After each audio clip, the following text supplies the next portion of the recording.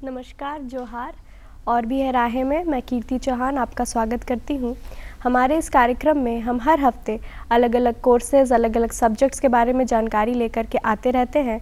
हमारे जो मेहमान होते हैं वो उस पर्टिकुलर करियर फील्ड के एक्सपर्ट होते हैं, इसलिए हम उस सब्जेक्ट या कोर्स का बिल्कुल विस्तारित जानकारी आप तक पहुँचा पाते हैं।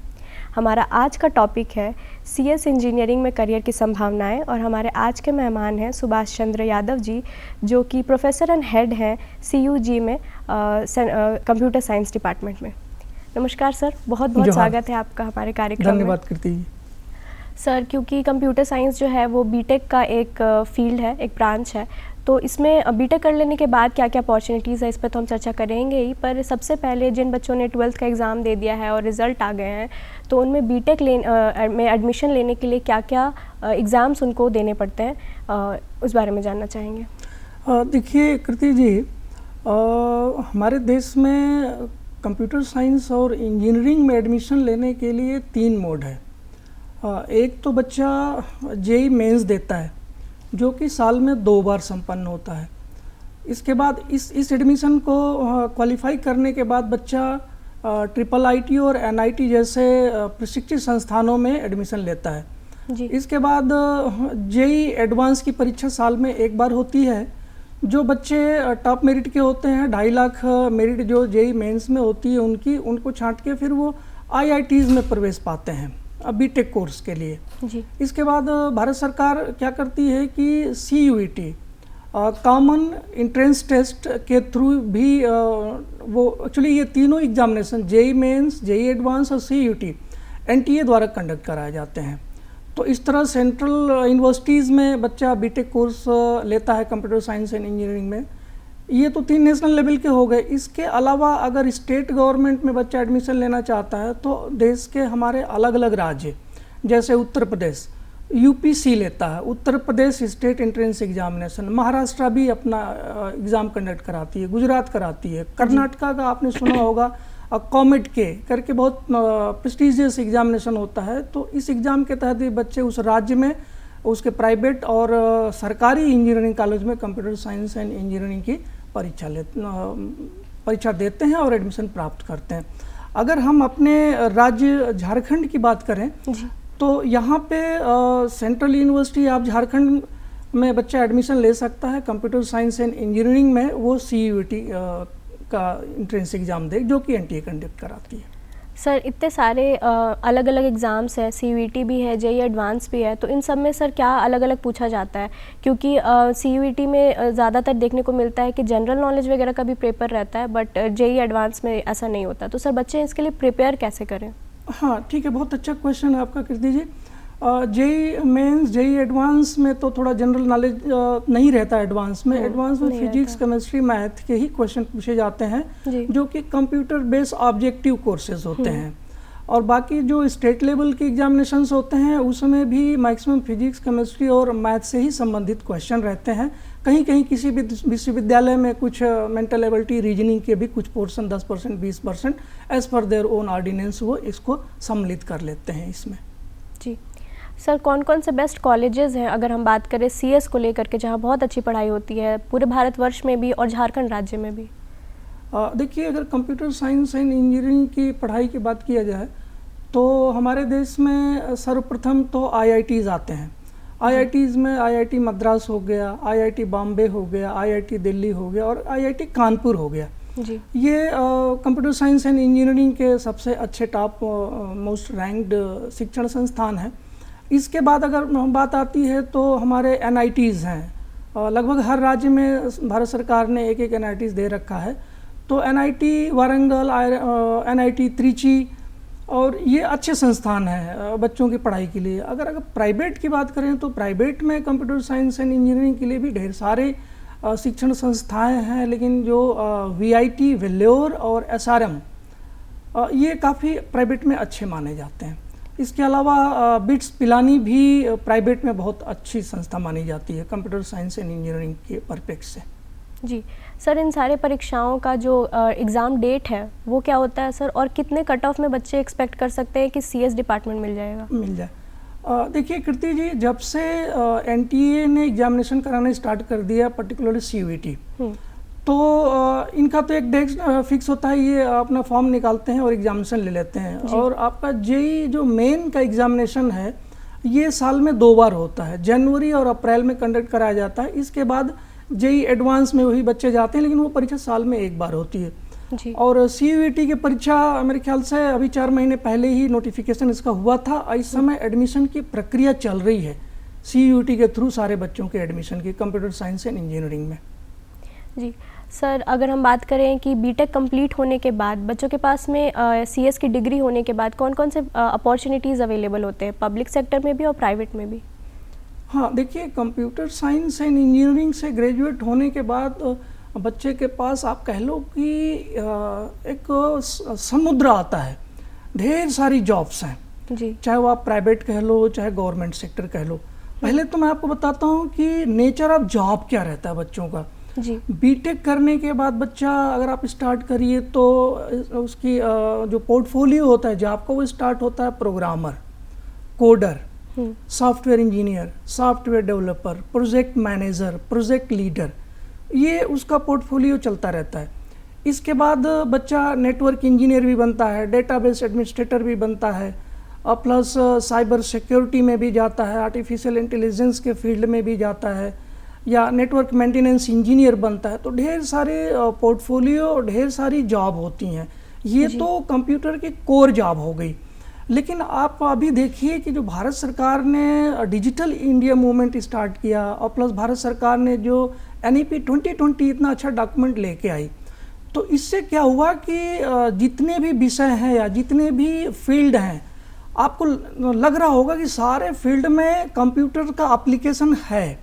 चाहे वो आपका मेडिकल हो, चाहे आपका फिनांस हो, बैंकिंग हो, या और भी प्रोडक्शन हो, सेल्स हो, मार्केटिंग हो, तो हर फील्ड में आपको देखने को मिलेगा जी। तो बच्चा अगर कंप्यूटर साइंस से ग्रेजुएट है, इंजीनियरिंग ग्रेजुएट है, तो उसके लिए तो ह्यूज अपॉर्चुनिटीज़ हैं एप्लीकेशन में भी, कोर डेवलपमेंट में भी।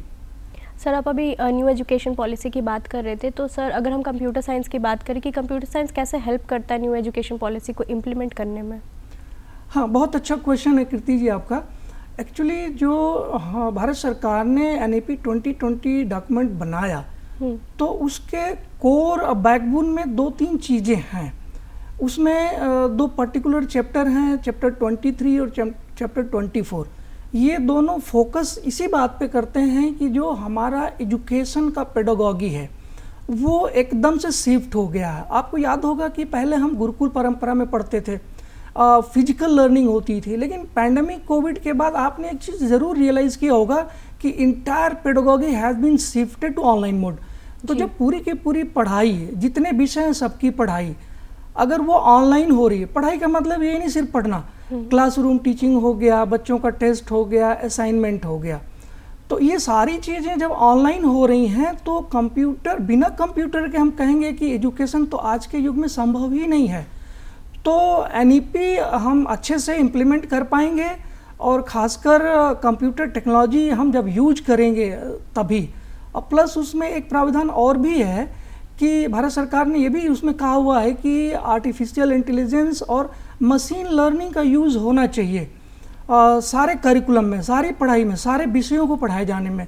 तो आप इसको नकार नहीं सकती कि एक रीढ़ की हड्डी है कंप्यूटर साइंस सारे एजुकेशन, और ख़ासकर जब हम इम्प्लीमेंटेशन की बात करते हैं नेशनल एजुकेशन पॉलिसी 2020। जी सर, अभी आप AI की बात कर रहे थे। सर पहले तो AI है क्या, और क्योंकि अभी इसका बहुत ज़्यादा अपॉर्चुनिटीज़ इसमें बहुत ज़्यादा आ रही हैं, तो इसमें क्या क्या स्कोप है? ऑल्सो सर CSE जो है कंप्यूटर साइंस इंजीनियरिंग, ये तो एक बेस कोर है, इस मतलब फील्ड है। इसके अलावा बहुत सारे स्पेशलाइज्ड कोर्सेज भी आते हैं जैसे कि computer science engineering in cyber security. Sir इनमें क्या डिफरेंस होता है और अपॉर्चुनिटीज़ में भी क्या क्या डिफरेंसेस आ जाते हैं ये डिग्री लेने पर और एक computer science engineering in cyber security लेने पर? देखिए कीर्ति जी, कंप्यूटर साइंस इंजीनियरिंग ठीक है, ये तो आपका BE BTech कोर्स देता है जी। लेकिन अभी जो समय की मांग है, आपने आर्टिफिशियल इंटेलिजेंस की बात करी, तो पहले मैं अपने दूरदर्शन पे चैनल पे बच्चों को जो जुड़े होंगे उनसे बताना चाहता हूँ कि आर्टिफिशियल इंटेलिजेंस अभी एक तरह से आप कह लो कि बूम है। आर्टिफिशियल इंटेलिजेंस, इसके बाद मशीन लर्निंग, इसके बाद डीप लर्निंग। मैं आपको एक छोटे से एग्जांपल से बताना चाहता हूँ कि जैसे हम ह्यूमन बीइंग हैं, हमारे में खुद का इंटेलिजेंस होता है जी। तो अगर हम मशीन में वही इंटेलिजेंस डालें तो वो उसको कहते हैं हम कि आर्टिफिशियल इंटेलिजेंस है, ठीक है। और मशीन को हम प्रोग्राम बनाएंगे, प्रोग्राम देंगे, इंस्ट्रक्शन देंगे तो वो एग्जीक्यूट करेगी।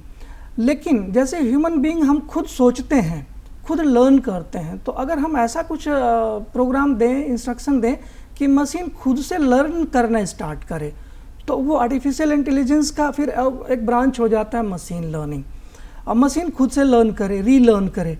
अच्छा, फिर इसके बाद आर्टिफिशियल इंटेलिजेंस का एक और एडवांस वर्जन आता है डीप लर्निंग। जैसे कि हम ह्यूमन बीइंग हैं, हमारी जो दिमाग की जो बेसिक यूनिट होती है वो न्यूरॉन्स होती है जी। और न्यूरॉन्स की नेटवर्किंग होती है जो हमारी मेमोरी बनाती है, जो हमारी याददाश्त बनाती है, जैसे चीज़ों को हम एनालाइज कर सकते हैं, एनालिटिकल कैपेबिलिटी हमारी होती है। तो अगर हम मशीन लर्निंग दे रहे हैं आर्टिफिशियल इंटेलिजेंस के थ्रू, तो वो मशीन हमारे न्यूरॉन्स की तरह कैसे सोचे, कैसे डिसीजन ले, तो वो हो जाता है डीप लर्निंग, जो कि आर्टिफिशियल इंटेलिजेंस का ही पार्ट है। मैं आपको यहाँ पे एक एग्जांपल देना चाहूँगा, लाइव एग्जांपल, जैसे कि पूरे देश ने देखा था चंद्रयान 3 का मून पे लैंडिंग। तो आपको याद होगा कि जो लास्ट के 20 मिनट्स थे, जो हमारा रोवर्स उस पर विक्रम लैंडर जब उतर रहा था, तो वो एक्चुअली उसमें हमारे इसरो को साइंटिस्ट का उस समय कोई रोल नहीं था।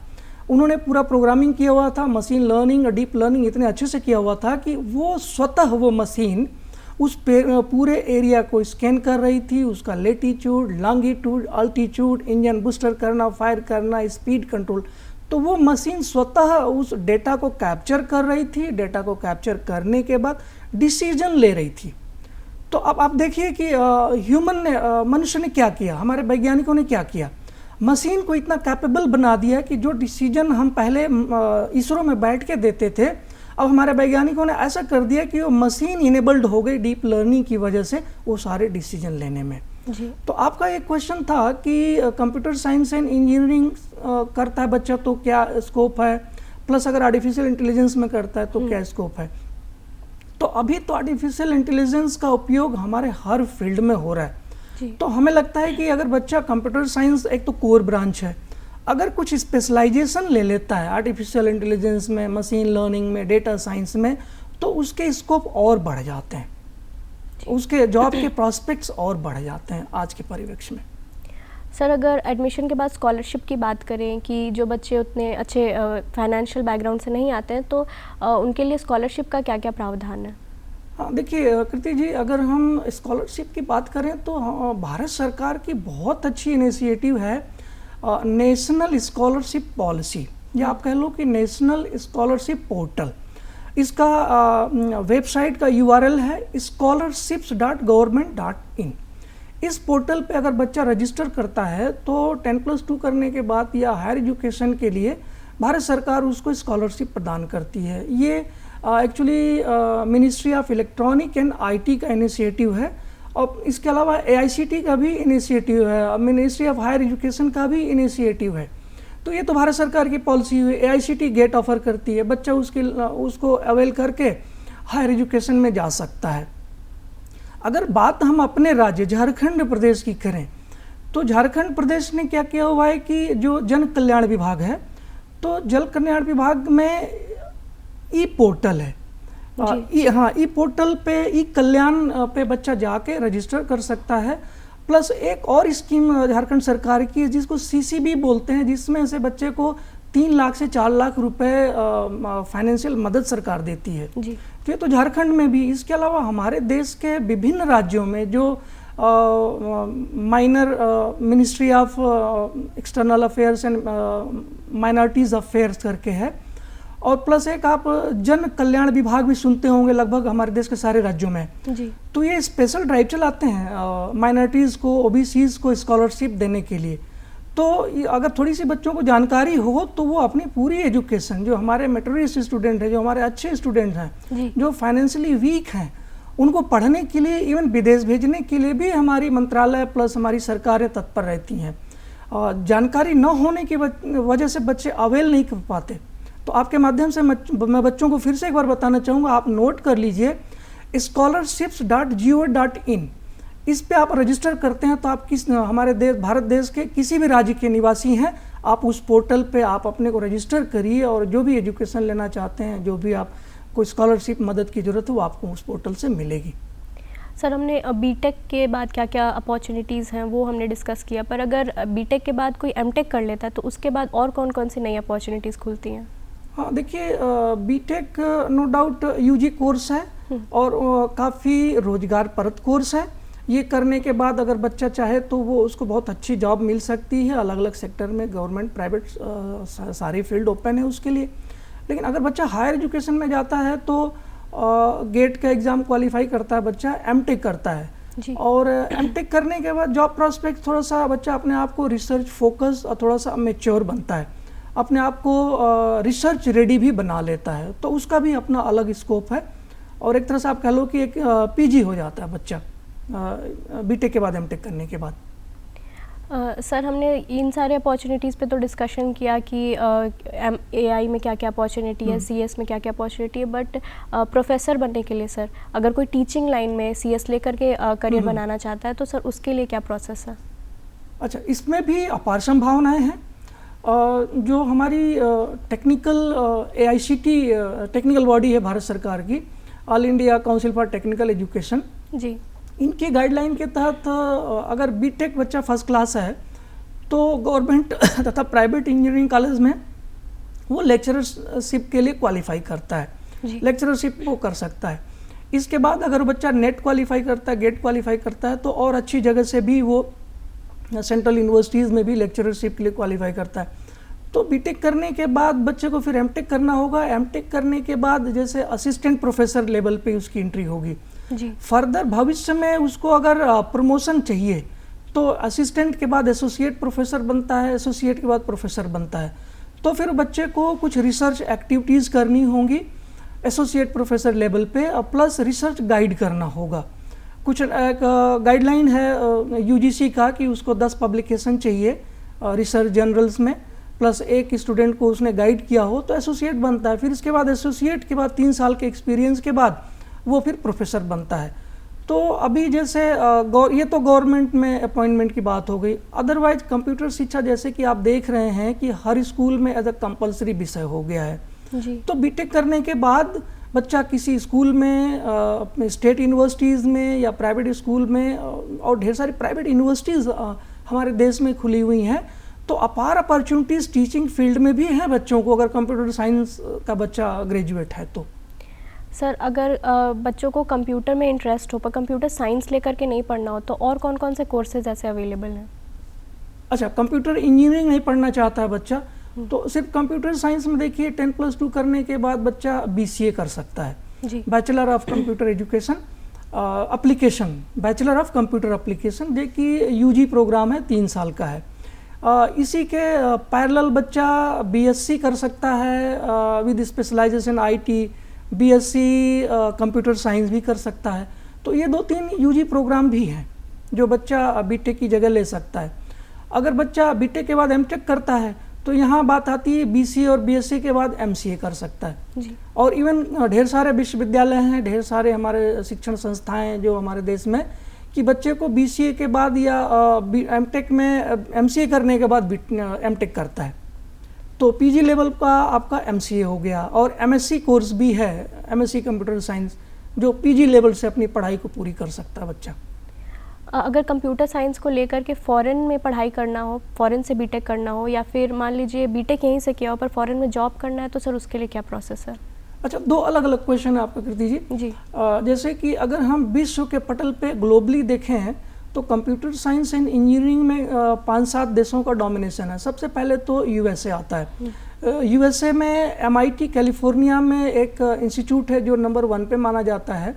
फिर इसके बाद 1-2 और अच्छे इंस्टीट्यूट हैं। इसके बाद आपका ऑक्सफोर्ड यूनिवर्सिटी भी है और सिंगापुर है, सिंगापुर में नेशनल इंस्टीट्यूट ऑफ टेक्नोलॉजी है। इसके बाद नीदरलैंड, जर्मनी का भी नाम आता है। बच्चा यूजी कोर्स वहाँ से कर सकता है। और अगर अमेरिका में पढ़ाई करना है तो बच्चा एमएस कोर्स करने के लिए वहाँ जाता है जी। तो ये तो हो गया विदेश में पढ़ने के लिए। प्लस भारत सरकार की भी ढेर सारी स्कीमें हैं जो बच्चा उसको अवेल करके अब्रॉड पढ़ाई करने जा सकता है स्कॉलरशिप के माध्यम से। और सर अगर जॉब करना हो और यहीं से बीटेक कंप्लीट किया हो तो उसके लिए क्या प्रोसेस है सर? जॉब करने के लिए देखिए एक हमारा ग्लोबल वर्ल्ड है। अगर बच्चा बीटेक है तो ढेर सारी मल्टीनेशनल कंपनीज हमारे देश में अभी हैं। अगर मैं नाम लूँ तो एक लंबी लिस्ट है। स्टार्ट करते हैं जैसे कि गूगल है, माइक्रोसॉफ्ट है, एचपी है, इन्फोसिस है, टीसीएस है, तो ढेर सारी मल्टीनेशनल कंपनीज हैं। बच्चा उसमें जाता है और अलग अलग पोर्टफोलियो पे उसको जॉब मिलता है। तो अगर वो जॉब अच्छा करता है तो ये कंपनीज क्या करती हैं कि बड़े बड़े प्रोजेक्ट्स हायर करती हैं और बच्चों को अब्रॉड बॉडी शॉपिंग पे भी भेजती हैं या डायरेक्ट रिक्रूटमेंट करके भी भेजती हैं। तो बच्चा जॉब का एक ओपन मार्केट खुल जाता है, वर्ल्ड वाइड मार्केट। और आपको जान के आश्चर्य होगा कि जो सॉफ्टवेयर की मार्केट है इसमें पश्चिम एशियाई देशों का डोमिनेशन है और लगभग जो 79% जो सॉफ्टवेयर इंजीनियर हैं वो हमारे भारत देश से आते हैं। ये हमारे लिए बहुत गर्व की बात है कि हमारे यहाँ जो टेक्नोक्रेट्स हैं, जो कंप्यूटर के इंजीनियर्स हैं, इतने स्किल्ड हैं कि पूरा जो आपका ग्रीन वैली, जिसको सिलिकॉन वैली कहा जाता है सॉफ्टवेयर की, उसमें हमारे हिंदुस्तानियों का डोमिनेशन है जी। तो अपॉर्चुनिटीज अब्रॉड भी हैं हमारे बच्चों को, ढेर सारी अपॉर्चुनिटीज हैं। सर अगर हम सिलेबस की बात करें कि कंप्यूटर साइंस इन इंजीनियरिंग करने के लिए जो 4 साल का बीटेक का सिलेबस होता है सर, उसमें क्या पढ़ाया जाता है? देखिए बीटेक कंप्यूटर साइंस के जो पहला साल होता है तो वो समस्त इंजीनियरिंग के बच्चों के लिए वो कॉमन होता है। जैसे कि electrical, mechanical, civil, pulsation, leather technology, metallurgy, तो जितने भी इंजीनियरिंग के बच्चे आते हैं तो 1 साल तक तो हम वो कोर्स कॉमन रखते हैं। इसके बाद जब हम दूसरे साल में प्रवेश करते हैं तो हम धीरे धीरे बच्चों को स्पेशलाइज करते रहते हैं। स्पेशलाइज मतलब जैसे मैकेनिकल का बच्चा है, इलेक्ट्रिकल का बच्चा है, सिविल का बच्चा है, तो वो अपने विषय से संबंधित चीज़ों को, उस पेपर को, उस सब्जेक्ट को ज़्यादा पढ़ता है। और हम क्या करते हैं, कंप्यूटर साइंस से रिलेटेड जितनी चीज़ें हैं, जितने कंप्यूटर साइंस का डोमेन है, हम उसको 4 साल 5 साल में बांट देते हैं। और वो बांटने के बाद फिर वो हम पेपर में उनको स्किल करते हैं। 2-4 स्किल का अगर मैं नाम लूँ तो जैसे वेबसाइट हो गया, मोबाइल कंप्यूटिंग हो गया, और प्लस डाटा स्ट्रक्चर हो गया, ढेर सारे कोर्सेज हैं जो कि इंडस्ट्री के लिए ज़रूरत पड़ती है। लेकिन एक यहाँ पे मैं एक महत्वपूर्ण बात आपको और बताना चाहूँगा कि भारत सरकार ने जो NEP लागू किया जी, तो इसकी सबसे बड़ी एक खूबसूरती और उभर के आती है कि इसमें मल्टीपल एंट्री और मल्टीपल एग्जिट का प्राविधान है जी, plus multi disciplinary skill based courses हैं। तो वो जो पुरानी बातें थी कि कंप्यूटर साइंस का बच्चा है या इंजीनियरिंग का बच्चा है तो इंजीनियरिंग ही पढ़ेगा, ऐसा नहीं है। कोई इतिहास का बच्चा, भूगोल का बच्चा, म्यूजिक का बच्चा भी अगर चाहता है कि वेब पेज डिज़ाइनिंग सीखे या मोबाइल पे ऐप बनाना सीखे तो वो कंप्यूटर साइंस में आ सकता है जी। इसके अलावा दूसरी खूबसूरती ये है कि अगर किसी बच्चे ने एनरोलमेंट लिया और किसी कारण से उसको 1 साल में कोर्स छोड़ना पड़े तो हम 1 साल में उसको ITI लेवल पे सर्टिफिकेट दे देंगे, बच्चा चला जाएगा। फिर 2 साल बाद आएगा तो फिर हम उसकी एंट्री ले लेंगे। दूसरे साल में हम उसको डिप्लोमा डिग्री देंगे। तीसरे साल में हम एडवांस लेवल का डिप्लोमा दे देंगे। चौथे साल में बच्चों को हम फुल फ्लैश ग्रेजुएट की डिग्री देंगे। अगर बच्चा 20 क्रेडिट्स के पेपर को और कर लेता है तो हम उसको ऑनर्स डिग्री भी देंगे। इसके अलावा NEP की एक खूबसूरती और भी है कि उस गाइडलाइन में ये है कि जो हमारा बीटेक का बच्चा है जी, उसको 4th ईयर में हमको क्या करना है कि थोड़ा सा रिसर्च फोकस भी बनाना है ताकि एक रिसर्च का प्लेटफॉर्म बन सके जी। तो अब वो बात नहीं रही कि बच्चे को कंप्यूटर साइंस से ही करना है, कंप्यूटर इंजीनियरिंग से ही करना है, मतलब मल्टी डिसिप्लिनरी हमें स्किल करना है बच्चे को ताकि वो बच्चा स्वरोजगार तलाश सके। जो हमारा ट्रेडिशनल वैल्यू थी उसको हम चेंज कर रहे हैं NEP इम्प्लीमेंट करके। और मैं एक चीज़ और बताना चाहूँगा आपको कि झारखंड प्रदेश में सेंट्रल यूनिवर्सिटी ऑफ झारखंड पहली ऐसी संस्था है जिसने NEP पूरी तरह से लागू कर दिया है। और पर्टिकुलरली मेरे विभाग की अगर बात किया जाए तो हमने कंप्यूटर साइंस एंड इंजीनियरिंग में इंटीग्रेटेड 5 साल का कोर्स ऑफर किया है। 5 साल में बच्चा बीटेक और एमटेक करके निकल जाएगा। सर इतनी सारी अपॉर्चुनिटीज़ होने के बावजूद भी ज़्यादातर देखा जाता है कि इंजीनियरिंग के जो बच्चे होते हैं वो अलग अलग फील्ड्स में चले जाते हैं, चाहे वो UPSC हो, जनरल कंपटीशन हो, हर जगह पे इंजीनियरिंग के स्टूडेंट्स दिखते हैं। तो बच्चे ये वोकेशनल कोर्स करने के बाद भी इंजीनियरिंग करने के बजाय इन सारे अलग अलग फील्ड्स में क्यों चले जाते हैं? नहीं, एकदम सही आप पूछ रही हैं कीर्ति जी। एक्चुअली जो कंप्यूटर साइंस का जो बच्चा होता है वो काफ़ी प्रैक्टिकल होता है और काफ़ी टेक्निकल होता है। तो उसकी जो स्किल होती है, जो उसको जो प्रोजेक्ट लीड करने की, जो उसको चीज़ों को समझने की जो कैपेबिलिटी होती है वो इतनी ग्रूम कर जाती है कि वो किसी फील्ड को अडॉप्ट करता है उसमें बहुत अच्छा कर जाता है। तो ये आप कह लो कि ये जो टेक्नोक्रेट्स हमारे हैं ये मल्टी डायमेंशनल होते हैं। ऐसी ग्रूमिंग इनकी इस तरह की जाती है, इनकी इस तरह नर्चरिंग की जाती है कि अपने फील्ड में तो ये बेहतर करते ही करते हैं, दूसरे फील्ड में भी जाते हैं तो बहुत अच्छा करते हैं। ये उस एजुकेशन की खूबसूरती है, उस कोर्स करिकुलम की खूबसूरती है। जी सर, हमारे दर्शक जो आज ये देख रहे होंगे जिनमें बहुत सारे ऐसे स्टूडेंट्स होंगे जो कि अपने करियर का भी डिसीजन ले रहे होंगे 12th के बाद कि आगे क्या करना है, तो उनको अगर आप कोई संदेश देना चाहें तो क्या होगा? हम दो बातें यहाँ कहनी चाहेंगे कि अगर आप 10+2 करके इंजीनियरिंग की तैयारी करना चाह रहे हैं तो आप 10वीं के बाद जब 11वीं में एडमिशन लेते हैं तो आप एक पंचसूत्रीय फार्मूला मैं आपको देता हूँ, आप उस पर फॉलो करिए। पहला फार्मूला ये है कि आप एक टाइम टेबल बनाइए और उस टाइम टेबल पे आप फिक्स होके अपनी स्टडी को करिए। पहला फार्मूला हो गया, आप कह लीजिए पहला सूत्र हो गया।